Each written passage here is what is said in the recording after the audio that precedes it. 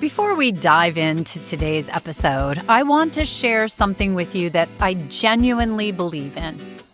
If you are facing divorce and feeling overwhelmed, and I know you probably are, I want you to know that there is a better way to navigate this process. And that is why I am proud to partner with Hello Divorce, founded by my friend and CEO, Erin Levine. Hello Divorce offers a structured, step-by-step approach that helps you move forward with clarity instead of chaos. You get transparent guidance, access to legal support, mediation options, financial resources, and tools designed to reduce conflict and save both time and money. It is built to help you make smart decisions from strategy, not fear. If you want a more thoughtful and efficient path forward, visit hellodivorce.com/Susan to learn more. Welcome to Divorce and Beyond, a podcast about navigating divorce and what comes next. I'm Susan Guthrie. I'm a divorce attorney and mediator, and for more than 3 decades, I've helped people navigate divorce with clarity, strategy, and compassion. Each episode offers practical insight into the legal, emotional, and life decisions that shape your future. So let's get started. Welcome back, everyone, to Divorce and Beyond. Today's episode brings together 2 worlds that are deeply important to me: divorce and family law, where I've worked for more than 30 years, and the rapidly evolving world of artificial intelligence. And today, those 2 worlds intersect in a very powerful way. We are talking about something that far too many people experience, but that our legal system still struggles to understand: post-separation abuse. Many people assume that once someone leaves an abusive relationship, the danger's over. But in reality, the abuse often changes form. It can show up as litigation abuse, weaponized communication, or ongoing coercive control that leaves survivors feeling like they are still walking on eggshells, even in family court.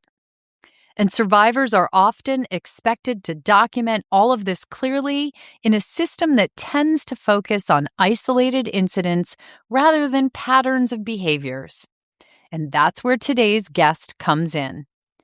I'm joined by Anne Wintmute, the co-founder and CEO of Aimee Says. Aimee Says is an AI tool designed specifically to support survivors of relationship abuse. Aimee Says helps survivors document their experiences, identify patterns of coercive control, and organize their story in a way that can actually be understood by professionals and courts they're dealing with. In this conversation, we're going to talk about what survivorship really looks like after separation, why trauma makes storytelling in court so difficult, and how technology like Aimee Says may help change the way these cases are understood. Let's meet Anne. Anne, I'm so excited to have you here for this episode. We are really bringing both of my worlds together here because many of my listeners may or may not know that in my other professional world, I deal a lot with technology and AI in legal practice, and divorce, obviously, in this world, and separation and families restructuring. And you and Ask Aimee really bring that together. So delighted that we're going to talk about this. This is a really important technology advancement for people, so I'm excited to share it with my listeners. Thank you so much for having me on, Susan. I'm really excited for this conversation. Well, and I think that listeners are going to really be interested in the technology and how it helps. But before we get there, we are talking about post-separation abuse, a topic that is, near Mhm. and dear to the divorce and beyond family. We've had Dr. Christine Cocciola on several times. This is a topic she's actually coming on again, listeners. Get excited. Dr. Christine's coming back. But so, certainly a topic we have talked about many times. But before we talk about the technology and the problems it solves, right, what the burning problems are, let's talk about what survivors are navigating during divorce or post separation that I think most people don't fully understand. Even when they're going through it, they may not understand the complexities. No, you are absolutely right. We kind of recently coined a term, survivorship, to help people conceptualize the incredible emotional and cognitive burden of seeking safety and justice in the context of ongoing abuse. And frankly, even after the abuse is over, if that's ever possible, which is especially difficult in these litigated cases where there are shared children, but even after there's full resolution, full separation, no more contact, that the burden of survivorship continues. And the truth is, the unfortunate truth, that there's nearly a billion people on the planet right now who have very limited resources for where they can turn, and the service delivery system hasn't really changed since we decided, about 50 years ago, that we really didn't want to continue to see spouses beat their partners.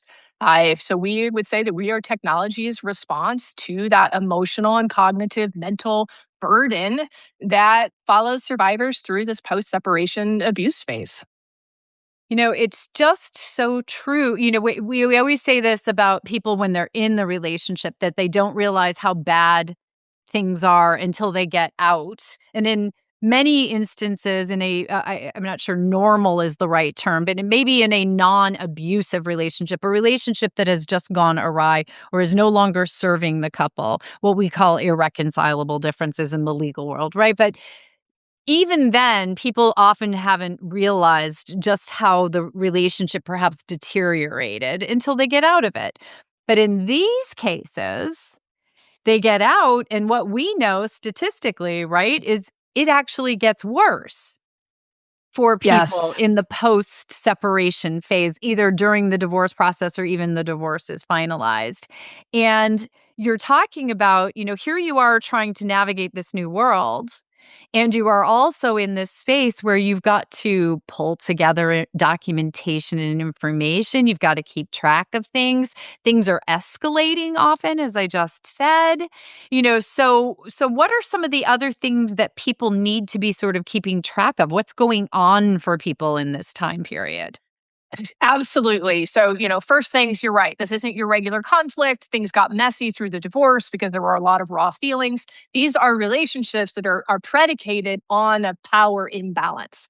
So, these folks are taking into their separation the trauma of that lived experience, right? The trauma of being the over functioning parent who is the reason that everything works to begin with.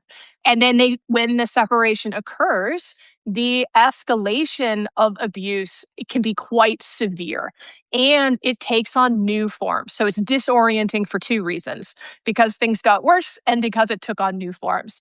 Our ability to self-represent, to work with counsel, to access both civil and criminal kind of justiciable options is based on our ability to tell the story of victimization, to tell the story of that ongoing experience, to help predict into the future what it might look like if this is a 50-50 custody situation, what it might look like if there's joint decision making ordered in this, what kind of additional things are going to be necessary in order to protect the targeted spouse and the children. The ability to access that is based on the ability to tell the story.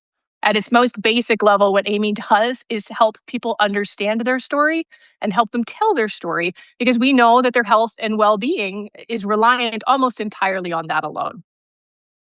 And you're raising such an important point for people to understand because they're thinking tell their story, right? And you're not wrong, right? They have the ability in a legal setting to tell verbally their story or write their story or however it might be entered. But one of the challenges that they'll face in that construct is that evidence is needed. And although testimony is one type of evidence, there's a lot of other types of evidence to corroborate the story that are actually extremely effective and so hard for people in the moment to pull together. Absolutely. So there's the evidence aspect. And because folks who have limited training in this area traditionally see domestic violence through an incident based lens. Well, there was that one thing, but it hasn't happened again. So when we think about like our evidence, people often will try to present it as these discrete, this one thing happened and this other one thing happened, which is a lot easier to be dismissed than, for example, here is the pattern. Here's the heat map. Here's the timeline. Here's how all these things play together. Here is how they play on the decisions that are before the court right now. Is a very different presentation of quote evidence than this is a thing that happened and this is a thing that happened. But what you're talking about too is that you have your testimony, and you have your testimony in the context of trauma, which what we see bear out in courtrooms all across the world is that the emotionality and the trauma are a liability to that testimony, right? So when we think about how do we tell our story and how does Aimee help folks tell their story? It's how do we tell our story in a way that removes a lot of that liability of emotion, of trauma, of reactivity in a way that can be heard. Because people, generally speaking, on like a base level of psychology, people kind of want to cross the street when there's someone who has a pressing emotional demand Yeah. to place upon them and a decision to be made. People want to cross the street. They try to get away from that energy, which is the worst possible opportunity or time for that to happen and results in really terrible outcomes for survivors and their families. Yeah, it's bringing to mind. Bill Eddy has been on the show several times, and Bill has talked about the fact in the courtroom setting, often survivors or victims of abuse in abusive relationships, because of the emotionality around what has happened and what is continuing to happen in their lives, they actually come across rather frenetic, emotional, disjointed. It's very hard for them to hone in on, what a court wants to hear. Well, often the abuser, the perpetrator, is very calm, is very pulled together. And it's, that emotional labor of trying to document abuse when you're in that court system. I love how you point this out. Court systems see patterns of abuse as this incident goes to this incident, goes to this incident. And what Ask Aimee helps people do is really see that a continuum of abuse is more than just the spikes, that it's a continuum of things. And that's very hard for us in our traumatized state to keep track of. Yes, and it fails to represent the toxicity of the air that is breathed around the relationship. So when we think about like, well, this one time he called me this other time, he kicked me out of the house and locked me out. We failed to create the color palette that shows, and the entirety of the time, all of my decisions were made in the context of fear, right? And how we represent that. So if we take a look now, we'll look at Aimee says, our data management system, if you will, on like a really kind of technical level, takes people's messy lived experiences, their unstructured data, the like, and this, and like if I cut the strawberries wrong, he would get upset. And, every time that we went on a trip, there was this other thing that would happen. And on the birthday, this, and she maps all of those things out in this color coded system, this highly visual. And that's awesome. And it's exciting. And the bubbles do fun things on the page and people really love it. But it shows that it takes up the entire room. It takes up the entire room. And one of those kind of liabilities is that survivors come in and they say, well, this one time he did this thing and it was really scary. And it's so easy to be like, wow, you're kind of a wuss, aren't you? Like in that situation, I wouldn't have been that scared. Because what's not represented in that picture is I walked on eggshells. I was in a constant state of fear, of evaluating his mood in that relationship, of trying to manage the mood in that relationship, because any one of these 40 different things could have resulted from a misstep that I took. And if we can't share that, we don't even have the ear of the person who is supposed to make a decision that's going to be protective over the long term.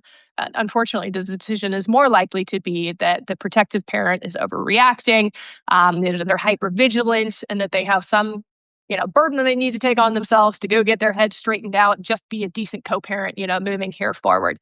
So we find that these ways of demonstrating the constellation, showing how the things work together, and creating a complete picture changes how that information is received and then how decisions are made. The technology actually creates, as you mentioned, sort of a visual map of what this looks like. I have to tell you, and I will encourage listeners to go to the website. We'll give everybody the information. It'll be in the show notes, everyone, as always. But I encourage you to go to the website and see what this looks like. We'll post it on the Instagram feed and all as well. But it's incredibly impactful. And I have to, you all know, I've been at this for a very long time. And this is the sort of thing I wish I had had the ability to bring into a courtroom, because with one visual picture of these circles and colors that are on the screen, it so deeply, impactfully shows what the ongoing escalating trauma of living like walking on eggshells. You use that common phrase, but it depicts it in a way that I don't think anything else I've ever seen can do. And it depicts it and it describes it, and you can augment it and filter it. It's used to create the backbones of the digital bindering system where, I've been talking to Aimee over the last 6 months, and now I need to prepare for this particular thing. Please gather all the information about this particular thing and have all of those events, have those bubble charts repopulate, the timelines repopulate, and reorganize the existing information and data for that particular need.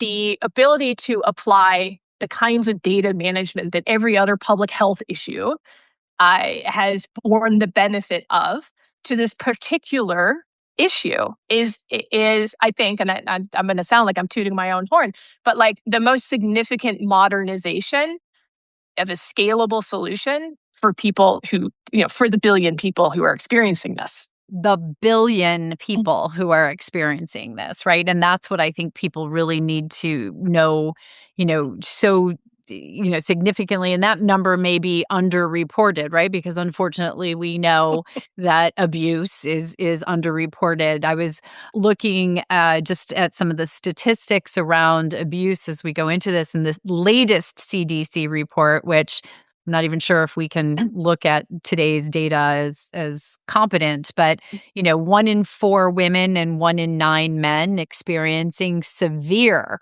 intimate partner violence. Yes. And we know that's the tip of the iceberg. The kind of interpersonal violence that isn't physical or certainly isn't severe presumably outnumbers that, by some X factor. Exactly. The amount of kind of interpersonal violence, whether that's in our, intimate partnerships or our work relationships or relationships with friends, like unfortunately, 10% of the population harms 90%, right? That are trying to figure out how to make sense of the other 10%. It's a dysfunctional and kind of maladaptive coping mechanism of living with other people in community that some will assert, create, and then attempt to maintain power and dominance over the other person. In intimate partnerships, it can be especially destructive. Yeah, and it's a power. It all comes down to power.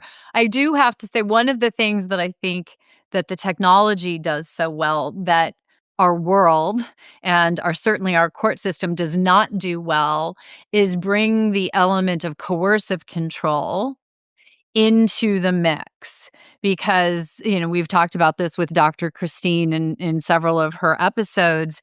We are very slowly making inroads into an understanding and a recognition of coercive control within the context of the courtroom setting, but it's slow. Quick break here for a promo. But if today's conversation is resonating with you, I want you to know we've created a free downloadable resource to go along with the episode called the Post-Separation Abuse self-assessment, and pattern recognition checklist. It's designed to help you start identifying patterns of coercive control and post-separation abuse, something that honestly is hard to see clearly when you're in the middle of it. You can download it right now using the link in the show notes. And stay with us because in the second half of this conversation, Anne and I talk about how Aimee says, the AI tool she created, is helping survivors document their experiences and bring clarity to situations that courts often struggle to understand. Now, a quick promo, and we'll be back to the conversation.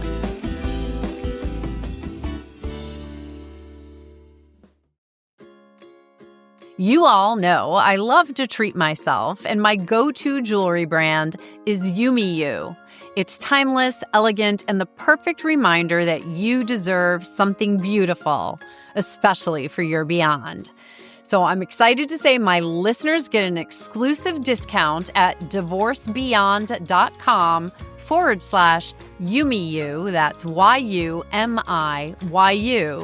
by using the code BEYOND at checkout.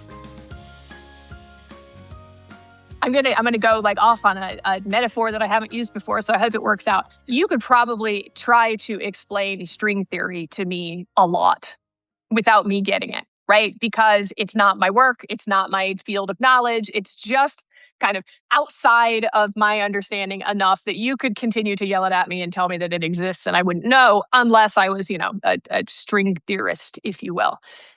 Part of that is because there isn't a way, or that I haven't received a way to be taught that I can really see and understand. So when we think about like, how are we converting people's experiences and data into something that someone else can see? We're trying to explain string theory to your GAL, to your custody evaluator, to the judicial officer, the magistrate that you're in front of, to your attorney, because it is really complex and difficult to understand if you have not been a survivor of coercive control, or if that's not your, chosen selected area of interest, discovery, research, etc. So we have to figure out a way, and we're trying to do our part in that, to be like, here's what it looks like on a single page. Here's what it looks like on a single timeline. Here are the bullet points for this particular relationship, for how this coercive control has impacted the parenting dynamic, has impacted the child, has impacted the functioning of the targeted parent, right? Because the functioning of the targeted parent is often used to malign that targeted parent. Yes. We're absolutely doing what we can to make it transferable information, because you're right. We are so slow in getting decision makers to understand it and to see it. But also, it's string theory. It's kind of hard to understand. It's not visible. It's not the bruise. It's not the broken arm. And if I may say, it's also hard for those who are being abused through coercive control to understand it. And you're also helping those who are abused to understand just exactly how that is happening and what is happening in a way that makes it more accessible, because it's very hard to process when you're the person going through it. As the targeted person, incredibly hard to process. As a trained observer, easy, right? Which is how we're like, okay, technology has the place to a role to play in this, because if a trained observer can see it, we can teach a computer to see it, and then everybody has a trained expert literally in their back pocket. When you are in it, you have been groomed over so long. And actually, I'm gonna diverge off to something that I think is really interesting here that underlays this. We have a tool in our kind of repertoire where events, kind of these discrete pieces of data, information, evidence, et cetera, are pulled right out of the chat. And then they're labeled with a type and tactic of abuse. And while we can't see what people say to Aimee, we don't see what Aimee says back to them. There are a few little data points, like those types and tactics of abuse, that we're able to catalog in the back end with no relationship to someone's account. The number one, just see if you can guess it, the number one tactic of abuse. What do you think it is? Gaslighting? Close. Yes. It's blame shifting. More specifically, blame shifting, because gaslighting is also one of those that's listed. And the reason that is important is these relationships exist in an air of, well, it's my fault. Well, it's my fault. Well, it's my fault. that doesn't stop when the relationship does, right? Right. So people gaslight themselves, like you're saying, the self gaslighting. Well, maybe I'm overreacting. Well, maybe I actually provoked this thing. And it is not, we cannot hold both things. We cannot be discerning and have kind of a reliable overview of what we're experiencing and be plagued by the deepest, most profound type of self doubt. There's a missing layer of objectivity that's presented by that. Now, with that said, I absolutely believe that victims are credible, witnesses to their own experiences and can relay those experiences. But the ability to see it without the self blame, without the self gaslighting is incredibly difficult when you're the targeted person. It just, especially in the world we're living in right now with the Epstein files and that abuse. And I know we're talking about intimate partner and relationship abuse, but the reality is the world does not believe survivors. I mean, we are in Mhm. a world where, the world does not believe survivors. And so survivors can doubt themselves, the entire construct of this. So the power of being able, it sounds so unsexy is the word that's coming up, and it's not the right word, but you're taking data. Right, Mhm. that's what technology does. It's Mhm. excellent at, like, pulling data and pulling it together into recognizable patterns, blah, blah, blah, blah, blah, right? That's the world that it is. But the power of that for people, so incredibly powerful. I think that's so important what you just said because we hear from folks like, "Well, I don't have a court case, we don't have kids, so maybe Amy's not for me." It creates the same exact validation and clarity and, "Oh my gosh, I wasn't actually crazy," that for some people, they will literally never be able to receive from another living being. They'll never get that closure with their partner or ex. There will never be accountability there. The people that, support them in their lives may never understand it to the degree that they can provide that necessary validation. They may never call an advocate. They may never share everything with a therapist, or they have a therapist and the therapist doesn't understand, those dynamics. Aimee represents an opportunity without ever having to disclose to another human being to receive that closure, that validation, that clarity, and the healing so people can move forward in their kind of new reinvented selves. It's like the toothpaste in the bottle. You're never going to be the same way again. You're now on the other side of a two-way mirror. You know things that part of the population will never understand, but there's still a future with closure and healing. Well, and just, I mean, it's very hard to move forward to closure and healing if you don't understand that you were Mhm. abused. You don't know that within your core and you're not validated in that. So it can Mhm. really be that tool that helps you start finally that healing process because as you and I both know and has been talked about on the show many times is some people never get that opportunity to heal Mhm. because the trauma just is unacknowledged or it is not something that ever ends as you've pointed out. This is that tool and I think it's important what you said without ever even having to disclose this to another human being because human beings frankly aren't that great to victims in a lot of cases. Back to the world we live in right now. This tool is agnostic. It's there, it's taking the data points, and it's giving you the totality of the circumstance that's been created. Yes, and in the context of, the folks that are listening to this podcast, the opportunities that it presents in the legal space, right? When the stakes are really high and the expenses are really high, when it's your one chance to present your evidence collated, put together, contextualized, according to the statute, and whatever kind of domestic violence or coercive control provisions are available there is. Represents an incredible opportunity to modernize that service delivery model. It's transformational. What you have created, I told you this when we first talked. I hope I did. If I didn't hear this now, what you are creating is truly transformational. It has the ability to transform individual lives and experiences of abuse and healing, but also systemically change our judicial system and the way that we as a society Mhm. treat victims of abuse and support them and manage abusers. Mhm. Truly, I believe it can have that type of massive systemic change because it's the bridge that's been missing It's the thing that makes clear what's happening when it's not visible on its face. But let me just ask, because you've also mentioned parenting in this context and co-parenting in this context, and I do not want to not talk about that, because yes, it can be about your abuse, you're being a victim of abuse. Mhm. But first off, one of the things that we know is children who view a parent being abused, that is a form of child abuse, Mhm. right? That is a type of child abuse. When talking about co-parenting in the context of abuse, it's different.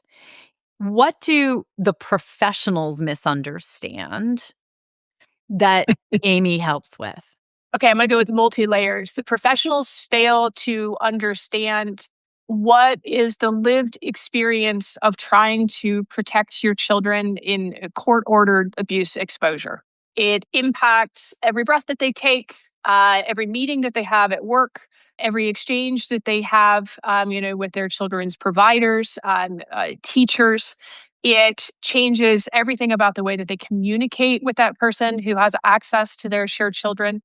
It is an all-consuming, full-time mental load in addition to the regular mental loads that folks experience it. And that invisibility is very easily dismissed to the detriment of the survivor parent and the shared children. They also fail to again see how communication dynamics are the new representation of what may previously have been, physical or sexual or, violence, things that the kind of untrained eye might be more able to observe. I think that written communications between parties are an absolute treasure trove, and I see them routinely dismissed. I don't want to read that.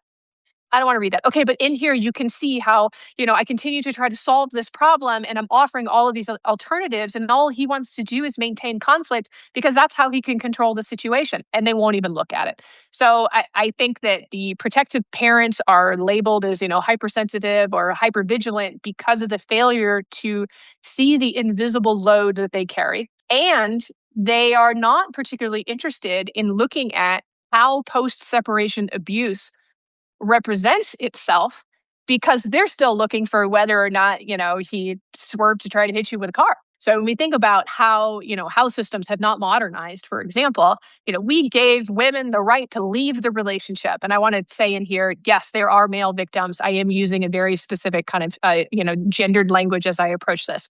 But, we gave women the right to end a marriage, and then we failed to put into place any service delivery for the new horizon of abuse that we presented, which is the family court system.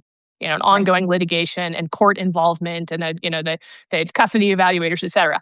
We gave them nothing. Unfortunately, the abusers have dominated the narrative, and that's what we see in the results, right? She says, "Hey, he's abusive. I'm scared. We need to protect the children. You're alienating. We're going to remove, custody, or we're going to award custody to the controlling party." We have failed to extend those services into that space. We see what that looks like very plainly and clearly here. Some of it that I just said, and it is to the horrific detriment. Like 20 years from now, we will have all kind of the lived testimony of the survivor children in these relationships. And I sure hope that there is a reckoning. I agree. It's coming, and honestly, technology like this is going to support it, right? When we and the change and the systemic change.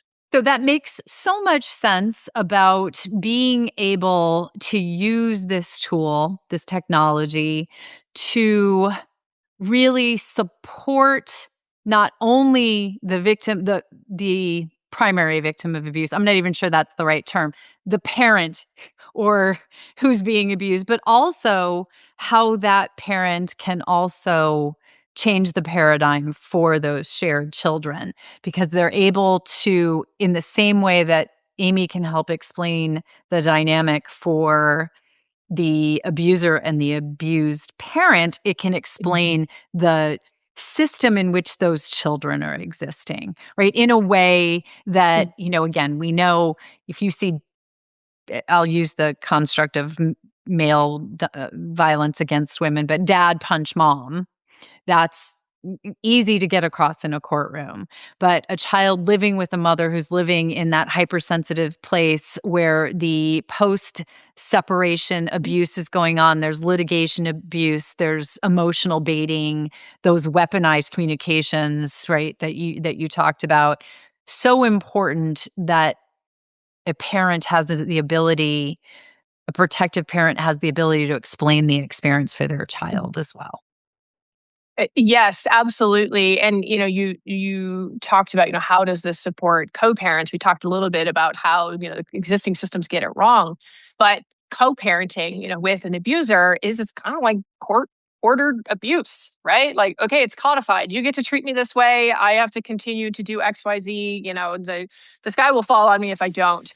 And, how does Aimee help in that space? It's absolutely continuing to document the same types of things that are between the two adult parties, right? Like gaslighting children, blocking medical access, controlling their decisions, retaliating against them when they, share something with a therapist. Those are all also being documented. The utilization of the children as a proxy for that continued, course of control or relationship abuse is also being captured. But there's also the functional, the day to day. I've got to go to a parent teacher conference and I'm going to see him there, and I'm really stressed out. Aimee's instant support help get you in the right frame of mind. If this is said, here's what you can say. Like providing real day to day kind of support in that space, and that's one of the ways that people interact with Aimee to just survive. Frankly, right? Yeah. Co-parenting. I'll put quotes around co-parenting. That's air quotes are called for. It's a support system and a reporting system and a validation system. I mean, there's a lot of different things that this technology can do for a survivor, for the children. But let's now let's get into that world of the technology. We keep referring to it as a technology. It uses artificial intelligence, right? Large language model, I'm assuming back end. Let's talk a little bit about letting people understand how it works. How do they interact with Aimee, and what does Aimee do with the information that it gathers? Let's talk about the kind of the basics of the product. Will help map this out. We have a totally free product where you can come and chat. Aimee will assign types and tactics of abuse. So she's just picking up on as you're sharing that. You'll get to see some bubbles. It's clarifying. It's super supportive. Tens of thousands of people have used it. There's no limits. There's no cost. And when you navigate away, it disappears. We don't train on your data. We are a closed system. None of our partners can train on your data. Our kind of privacy policies are very different from something that you might receive from using an open model like ChatGPT. The exciting stuff happens when you create an account, because data management is kind of a longitudinal over time process. And it means that you can kind of slowly share things over time. So what that actually looks like is you land on a chat page. I'm really struggling with this thing right now, and I'm kind of ruminating over this old memory, and I've got to cook dinner tonight, but I just don't have it in me, and my kids can tell that I'm distracted and upset. They're trying to make me feel better, whatever. You just talk. It is your lived experience. Now, inside of that lived experience are all sorts of data points, right? They're the kinds of things that if you were on the phone with your attorney, you should be like, make a note of that. Go ahead and document that thing. But that burden is so overbearing and re-traumatizing that we've automated that aspect. So as you're having those conversations, she's going to give you some ideas for how you could connect with your kids that night. And you told her you had a chicken breast and some frozen broccoli. And so she helped you come up with a recipe. But she's also added to your timeline that thing you're ruminating about that you told her about that maybe happened 2 years ago, because it's part of what makes up your experience and your story. And when we kind of move out of the chat, we've got all sorts of events that she has kind of taken out of the chats, that she's labeled, that she's put on a timeline, and you can add more, right? Oh, I didn't tell her about this. I'll add that one. You can attach documents. I actually have, a screenshot from when he called me 11 times in a minute. Or I have a video from my Ring camera of him looking in the windows at an exchange, right? That's intimidating. That's kind of ongoing intimidation. You can add all of those data points to that as well. You can upload over 1,000 documents of a wide variety of type. You can attach those to a chat. Here's our 1,000 pages of Talking Parents or Our Family Wizard. My attorney asked me to find all the examples of him blocking medical decisions. right? Great. Amy's going to scan through that. Here's an example. Here's an example. Great. Amy, can you summarize those for me? She has those in her repository.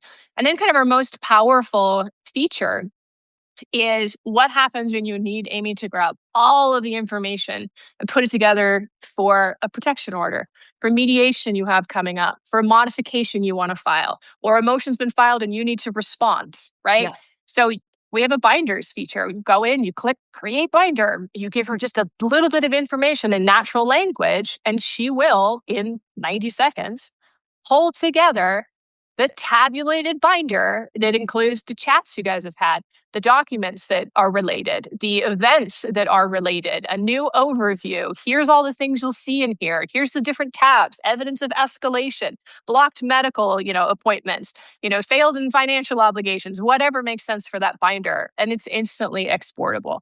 So that is what it looks like to remove those emotional and the cognitive or mental burdens that are just a part of having to continue to, relate to this person, be in relationship with this person in this Yeah. particular context of co-parenting, that folks have just been doing alone, and to significant health and well-being and financial expense. Couple things I want to drill down on because there's so much here that I hear as a professional in the field, right? So for 30 some odd years, I've been working with people who are in abusive relationships, going through divorce or separation or post divorce or separation issues. And one of the tools an attorney or a coach will often tell the client is to journal. Right? Like, we need Mhm, you as a legal concept to preserve the moment in a mhm, contemporaneous writing so that because you're in your mind, you're not going to remember mhm. everything. We think we will in the moment, but we Yes. don't. And that contemporaneous writing has relevance in an evidentiary setting in a courtroom. So we've been for my entire career telling people to create this journal, so to speak. In some ways, what I'm hearing you say is Aimee is a repository of that journal information in a variety of Mhm, different ways, right? You can type in information, you can tell it your story, you can upload additional supporting evidence, videos, all of those things. But the difference here is client would bring me their journal. We now need to pore over that journal and extrapolate the important information and then put it into a digestible format for a mhm, court that is then supported by the data that we then have to pull back together, et cetera, et cetera. I can't begin to tell you the time, the cost, the effort for everyone, including the client, but mhm. also your paid professional, expensive Yes. professional to do that. Yes. And Aimee's doing it like that. and you make your attorney a team member. She has access. She goes into your journal and she says, "Show me these events." Great. Export just that. Show me the relationship between missed parenting time and an upcoming hearing. Great. Capture that. Right. The ability to dig into that data, to manipulate it. And I mean that in a data scientist way, not to manipulate it like in a psychology way, Right. to pull the pieces that tell the story that you need to tell. That's what's so arduous. That's what's so expensive and costs people sometimes literally tens of thousands of dollars in legal fees. And I don't think the attorney is enjoying herself a whole lot, in that process either. But to be able to give access to that information is one of the ways in which it's totally different from a journal, because it can be augmented. It can be represented in specific ways. Tell me it like this. Now correlate that to the statute, right? How do these particular events and data points correlate to, whether or not this parent is able to foster a healthy relationship or positive relationship with a child? Right. And to have, okay, this event matches in this way, this event could match in this way. You're giving so much more access and so much more immediacy to your legal representative. Yeah, and in a way that is immediately digestible, right? I say Mhm, immediate. AI works pretty quickly, right? It can pull all these things together in a rapid period of time. You hand over, I mean, I have been handed like stacks of handwritten journals before. It will take me hours to go through that. And mhm. frankly, as the attorney, you have to be the one to go through it. Yes, you could give it to a paralegal or to an Yeah. assistant to do that, but the critical mind to what an eye to what is the pattern, what is the Mhm. going to be applicable to these statutory criteria or the case law that we're trying to prove. That is within your attorney's mind. They're the ones who have to go through it. And when you're paying them $3, $4, $5, $600 an hour, Mhm. you're right. It can cost thousands and thousands of dollars for those things. And Aimee does that in an ongoing sense.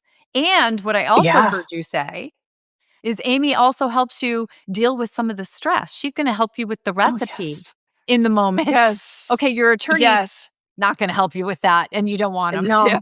No. No, no. I saw a joke once. How much for an attorney? How much time do you spend as a psychologist to your clients? 100%, because there's quite a bit of overlap. 'Cause it's such an emotional experience for the client, for the Yeah. survivor.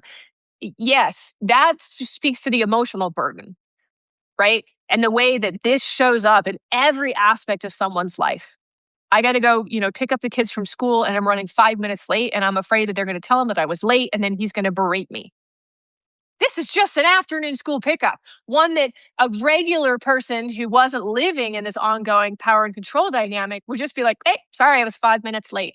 That's an emotional burden of survivorship that is invisible, that no one is going to help you with. That Amy's going to be like, hey, I totally understand. People are late sometimes. Like, do you want to document it?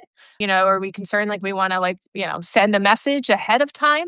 Do you want to think through what you might say to your kid? Whatever. It's right there in your pocket, support through the incredibly isolating experience. Yeah, well, and I think it's also really important for people to understand because you mentioned the well-known tools of like our Family Wizard, our Mhm, communication apps, which also allow for some documentation. They can allow mhm, for the sharing of expenses and sharing of mhm. documentation.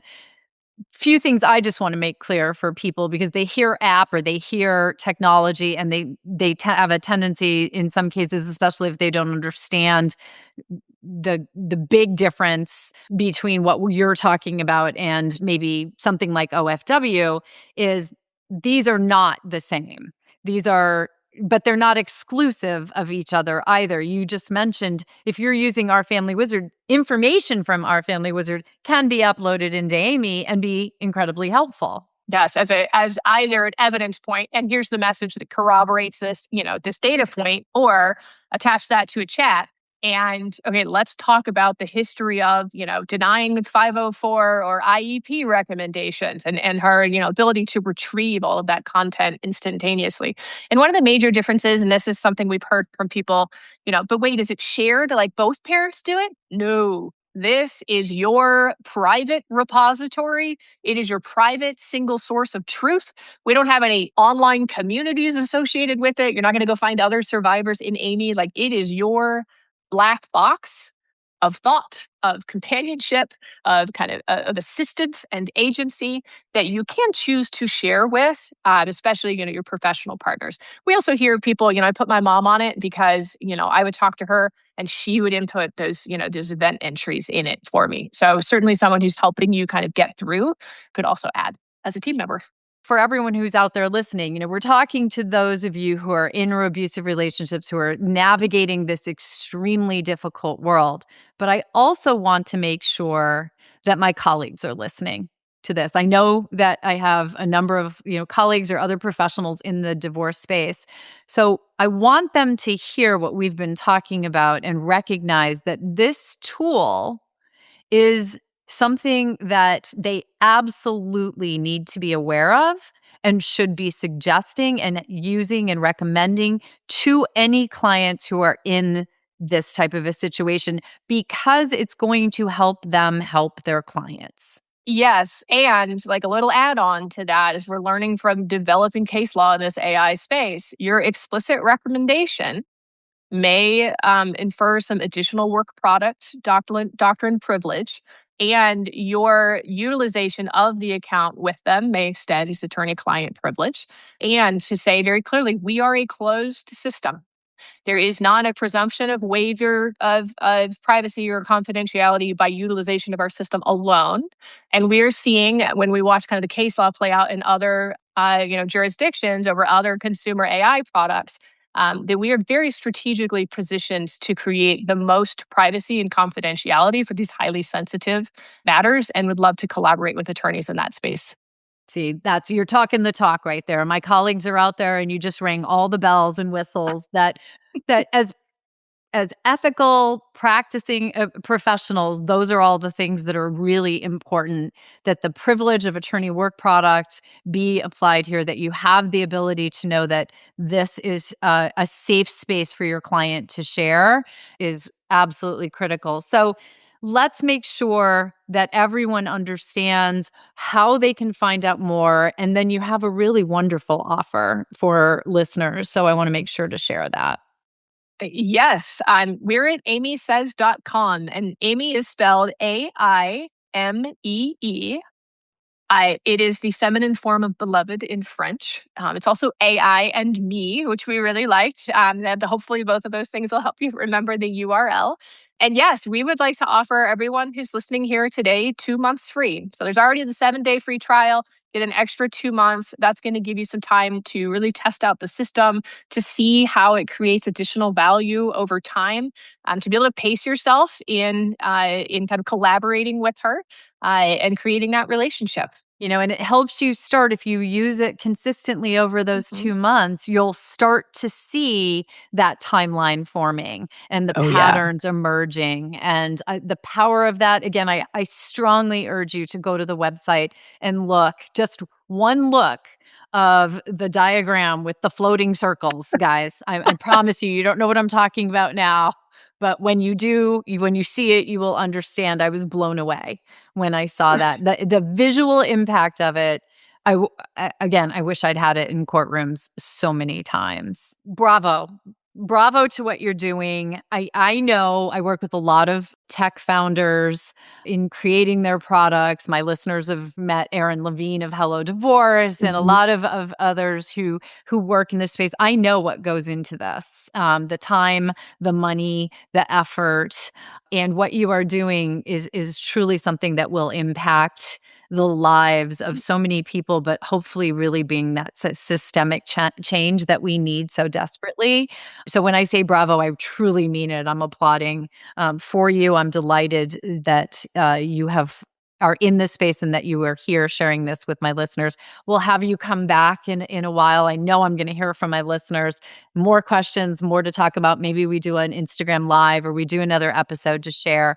I thank you very much. Thank you, and you're welcome. And I will pass that back to the incredible team, my co-founder Stephen Nichols and Ann Salaska, because this, yeah, has been 80-hour weeks for 2 years, building as fast as we can an airplane while we fly it. And I just really appreciate your appreciation of what we're doing. I'm lucky to have a foot in both of these spaces to be able to truly understand the breadth of what you've accomplished here.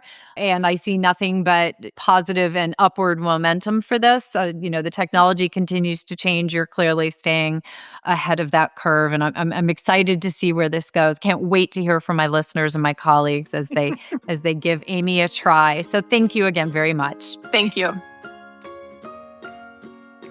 What a conversation.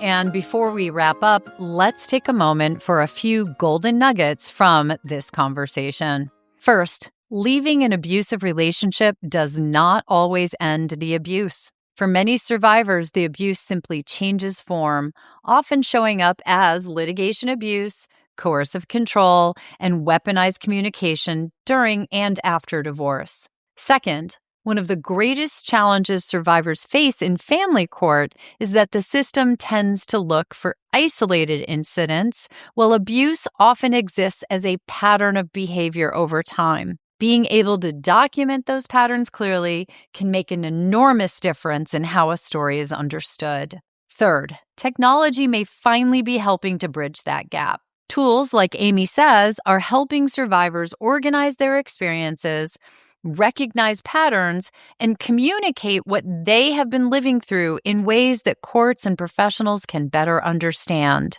If today's conversation resonated with you, don't forget to download the post-separation abuse self-assessment and pattern recognition checklist linked in the show notes. It's designed to help you start recognizing patterns that can otherwise feel confusing or overwhelming. And Anne has generously offered a special opportunity for listeners of Divorce and Beyond. In addition to the platform's 7-day free trial, you can receive 2 additional months free to explore the system and see how it works over time. You'll find the details and links in the show notes. Thank you for joining me for this powerful conversation. And as always, remember, you deserve clarity, safety, and a beautiful beyond. If today's episode helped you see something more clearly, take a moment to reflect on one insight you can carry forward, one decision you can approach differently, one next step that feels more grounded. Divorce is not a failure. It is about facing reality and choosing a healthier path forward for yourself and your family. You can find show notes, trusted divorce resources, and expert guidance at divorceandbeyondpod.com. If this episode was helpful, follow the podcast and share it with someone who may need support right now. I'm Susan Guthrie. Thank you for listening, and I'll be back next time with more clarity, insight, and support on Divorce and Beyond.